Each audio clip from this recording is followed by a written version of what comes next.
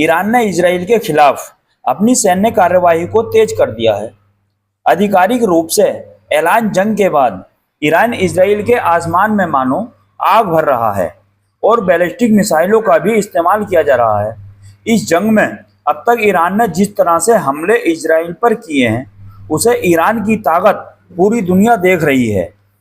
इसी बीच ईरान के supreme leader अयतुल्ला Syed Ali Khamenei ने इजराइल के साथ अमेरिका को भी धमकी दी है। उन्होंने कहा है कि ईरान अमेरिका की किसी भी धमकी से नहीं डरने वाला है। खामनेई ने एक्स पर पोस्ट करते हुए लिखा कि अमेरिका राष्ट्रपति हमें धमकाते हैं। अपनी गलत बयानबाजी से वे चाहते हैं कि ईरानी लोग उनके सामने हथियार डाल दें, लेकिन ईरानी सेना ने कह दिया कि हम धमकियों से डरने वाले नहीं हैं। हम ईरानी हैं, किसी के सामने आत्मसमर्पण नहीं करेंगे और हम पर किसी ने हमला किया तो उसका करारा जवाब देंगे। दरअसल हाल ही में अमेरिका राष्ट्रपति डोनाल्ड ट्रंप ने ईरान को धमकी देते हुए कहा था कि उन्हें बिना किसी शर्त के आत्मसमर्पण कर देना चाहिए। इसके बाद यह बयान सामने आया है कि लेकिन ईरानी सुप्रीम लीडर सिर्फ यहीं नहीं रुके। उन्होंने इसके बाद कहा है कि अमेरिका का इस जंग में उतरना 100% उनके लिए ही नुकसानदेह होगा। यदि अमेरिका इस संघर्ष में सैन्य रूप से प्रवेश करता है तो उसे जो नुकसान होगा वो बहुत बुरा होगा। अयतुल्ला अली खामेनी ने कहा है कि हमारे देश पर जायनी शासन का हमला ऐसे वक्त पर हुआ है जब ईरान के अधिकारी अप्रत्यक्ष रूप से अमेरिका के साथ बातचीत में लगे हुए थे। ईरान ने ऐसा कुछ भी नहीं किया था जिसे सैन्य कार्यवाही का संकेत मिलता हो। शक तो पहले से ही था कि जोनी शासन द्वारा किए गए इस दुर्भाग्यपूर्ण हमले में अमेरिका का हाथ है, लेकिन उनके बयानों को देखते हुए यह शक दिन प्रतिदिन और मजबूत होता जा रहा है। उन्होंने कहा है कि ईरान किसी भी थोपे गए युद्ध के खिलाफ हमेशा से ही रहा है।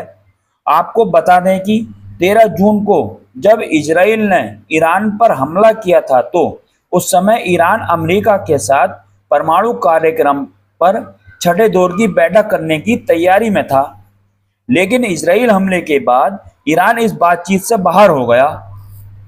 इस घटना के बाद ईरान ने इजराइल पर ताबड़तोड़ हवाई हमले किए और इजराइल को गहरा जख्म दिया। ईरान ने तेलवी, यरूशलेम और हाइफा पर मिसाइल हमले किए, जिनमें फतेहबंद हाइपरसोनिक मिसाइल का भी उपयोग किया हुआ।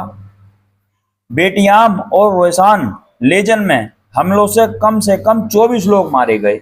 यह कार्रवाई लगातार जारी है। ईरान और इजराइल युद्ध अब बेहद खतरनाक मोड़ पर पहुंच चुका है।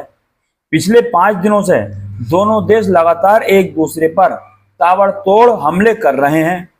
जहां ईरान ने अपने बैलिस्टिक मिसाइलों से इजराइल को दहलाया हुआ है, वहीं इजराइल भी अपनी वायुसेना के दम पर तेहरान में तबाही मचाए हुए हैं।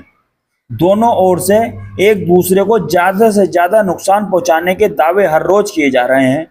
इस बीच 18 जून को ईरान ने फिर ऐसा दावा किया जिसने एक बार फिर इजराइल की सांसें थाम दी हैं। इजराइल ने दावा किया है कि उसने इजराइल के एक और स्टेल F-35 जेट को मार गिराया है।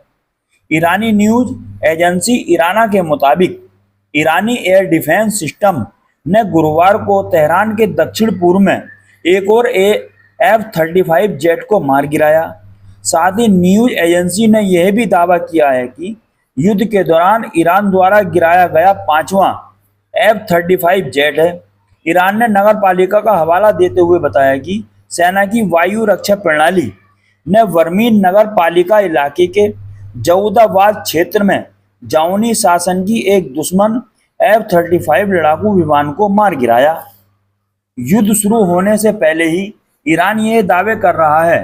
अगर यह दावे सही साबित होते हैं तो यह न केवल इजराइल और अमेरिका के लिए एक बड़ा झटका होगा, बल्कि ईरान का दुनिया का पहला देश बना देगा जिसने युद्ध F-35 को मार गिराया हो।